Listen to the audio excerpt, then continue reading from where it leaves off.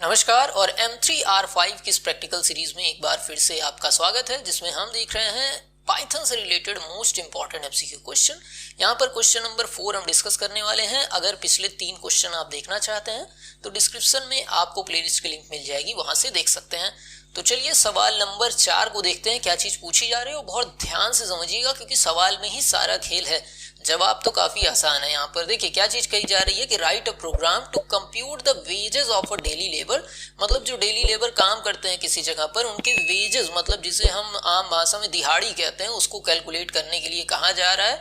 और उसके लिए कुछ नियम भी इन्होंने बनाए हैं। नियम कैसे हैं उसको समझते हैं। यहाँ पर कि सबसे पहले कहा जा रहा है कि जो भी आप दाम तय कर रहे हैं वो हावरली वर्क पे, मतलब कितने घंटे उसने काम किया है, इस पे तय होता है। कि पहले 8 घंटे जिसने काम किया है उसको 1000 रुपए मिलेंगे। अगर 8 से ज्यादा काम करता है, मतलब 8 से ज्यादा 4 घंटे तक, मतलब 9 घंटे, 10 घंटे, 11 घंटे, 12 घंटे अगर कोई काम करता है तो उसको ₹30 मतलब 100 तो मिलेगा ही, उसके साथ साथ 30 रुपए एक्स्ट्रा भी मिलेगा। लेकिन अगर इससे ज्यादा आगे काम करता है तो अगले 4 घंटे के लिए 40 रुपए और अगले 4 घंटे के लिए 50 रुपए मिलेगा। और इसके आगे अगर कुछ काम करता है तो वो 60 रुपए मिलेगा। तो मान लो कोई आदमी है जिसने 9 घंटे काम किए हैं तो उसको 8 घंटे के लिए 100 रुपए मिलेंगे और अगले 1 घंटे के लिए 130 रुपए मिलेगा। इस तरीके से कुछ दाम तय हो रहा है। कोई मान लो 11 घंटे के लिए काम कर रहा है तो पहले 8 घंटे के लिए कितना, 100 रुपए, और बाकी के 3 घंटे के लिए कितने मिल रहे हैं, 130 रुपए उसे मिलेंगे। और आगे भी इसी तरीके से कैलकुलेट कर लीजिएगा कि मान लो कोई 16 घंटे काम कर रहा है, ठीक, तो उसको पहले 8 घंटे के लिए कितना मिलेगा, 100 रुपए मिलेगा, ठीक। उसके बाद अगले 4 घंटे के लिए 130, मतलब 9, 10, 11, 12, ठीक। और फिर अगले 4 घंटे के लिए 140 रुपए के हिसाब से मिलेगा। ये चीज समझ गए होंगे। ये हमारा सवाल पूछा जा रहा है। अब चलते हैं इसके सॉल्यूशन की तरफ। सॉल्यूशन को बहुत ध्यान से देखिएगा, एकदम आसान सा फंक्शन बनाकर आपको समझाया है। सबसे पहले प्रोग्राम को रन कराकर आपको दिखाता हूँ। तो देखिए ये हमारा प्रोग्राम है। रन में जाते हैं, रन विदाउट डिबगिंग, और कितने घंटे उसने काम किए इसके बारे में चर्चा करते हैं। तो यहाँ पर थोड़ा सा बड़ा मैं इसको कर देता हूँ। तो मान लो उसने 14 घंटे काम किए हैं। यहाँ पर 1 सेकेंड, ठीक। तो यहाँ पर 14 घंटे मान लो उन्होंने काम किए हैं। तो इसको रन कराते हैं तो देखिए 1000 रुपए उसके बने, ये आ गया। अब चलिए प्रोग्राम की बात करें, किस तरीके से इस चीज को हमें कैलकुलेट यहाँ पर करना है। तो एक एक चीज आपको दिखाता हूँ बारी बारी करके। इसको थोड़ा सा छोटा करना पड़ेगा अब हमें। चलिए सबसे पहले बात करते हैं प्रोग्राम को किस तरीके से डिजाइन किया गया है। तो यहाँ पर हमारा मेन प्रोग्राम है और ऊपर की तरफ क्या है, ये हमारा फंक्शन जो हमने डिफाइन किया है, वो सारी चीजें हैं, ठीक। तो चलिए सबसे पहले यहाँ पर आवर्स वर्क पूछा जाएगा कि जो आपके एम्प्लॉय हैं उसने कितने घंटे काम किया है, ताकि सारी कैलकुलेशंस हो पाए। उसके बाद वेजेस को कैलकुलेट करने के लिए हम कैलकुलेट वेजेस फंक्शन को कॉल करेंगे। और जब फंक्शन कॉल होता है तो फंक्शन जहां पर डिफाइन होता है वहां पर पहुंच जाता है। तो हम फंक्शन यहाँ पर डिफाइन किए हैं। अब ये मेन हिस्सा है, इसको बहुत ध्यान से समझिएगा। अगर ये समझ लेंगे तो सारी चीजें आपको समझ में आ जाएंगी। यहाँ पर हमने क्या किया है, बेस रेट, जो कि कहा गया था कि अगर कोई एम्प्लॉय आपके अंडर में काम कर रहा है तो उसको बेस रेट पहले 8 घंटे के लिए 100 रुपए देना है। तो हमने बेस रेट क्या कर दिया है, 100 रुपए यहाँ पर डिफाइन कर दिया है।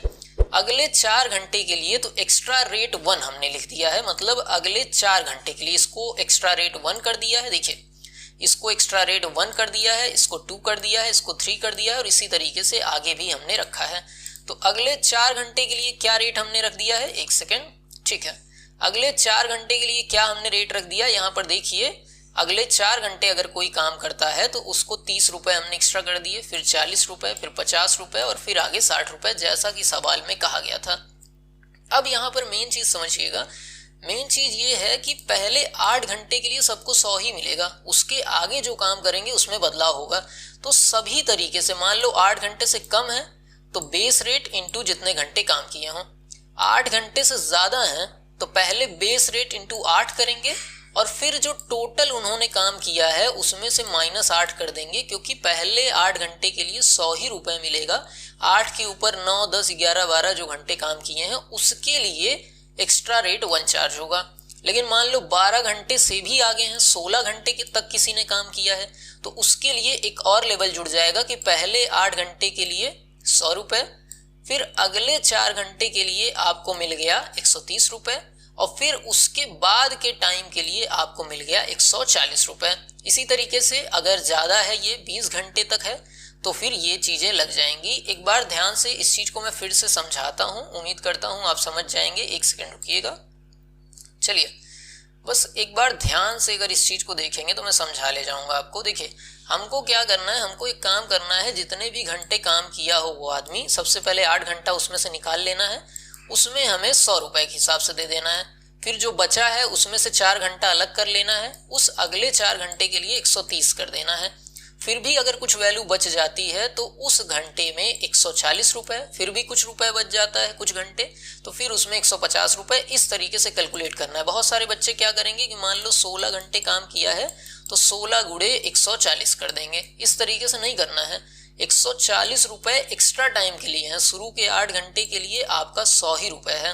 तो वही चीज यहाँ पर की जा रही है। सबसे पहले 8 घंटे से कम वाले का कैलकुलेट किया गया, फिर जो 12 से कम या बराबर थे, फिर 16 से कम या बराबर थे, उसके बाद 20 से कम या बराबर थे। चीजें क्या यूज की जा रही हैं, इफ यूज किया जा रहा है, एल इफ यूज किया जा रहा है। और एल इफ किस तरीके से काम करता है ये हमने थ्योरी वाले सेक्शन में अच्छे से समझाया है। अगर आप ना पढ़े हो तो पाइथन के लेक्चर को एक बार पढ़ लें कि इफ और एल इफ किस तरीके से काम करता है। ये सारी चीजें आपको आसानी से समझ में आ जाएंगी। वैसे दिख भी रहा है कि अगर मैं मान लो 13 घंटे इंसर्ट कराऊं तो यहाँ पर ये वैल्यू ट्रू नहीं होगी, यहाँ पर भी ये वैल्यू ट्रू नहीं होगी, यहाँ पर जाकर ये वैल्यू ट्रू होगी। तो 13 घंटे न इसमें कैलकुलेट होगा न इसमें कैलकुलेट होगा, सीधे इस चीज में 13 घंटे कैलकुलेट होंगे और हमारा टोटल वेज यहाँ पर निकल कर आ जाएगा और लास्ट में ये वैल्यू रिटर्न कर देगा कैलकुलेट करने के बाद, और यहाँ पर हमारा टोटल वेज कैलकुलेट होकर आ जाएगा। अगर स्क्रीनशॉट कोई लेना चाह रहा है तो उसके लिए मैं स्पेस देता हूँ। देखिए ये ऊपर के पोर्शन का स्क्रीनशॉट आप ले सकते हैं, फिर नीचे के पोर्शन का स्क्रीनशॉट यहाँ पर आप ले सकते हैं।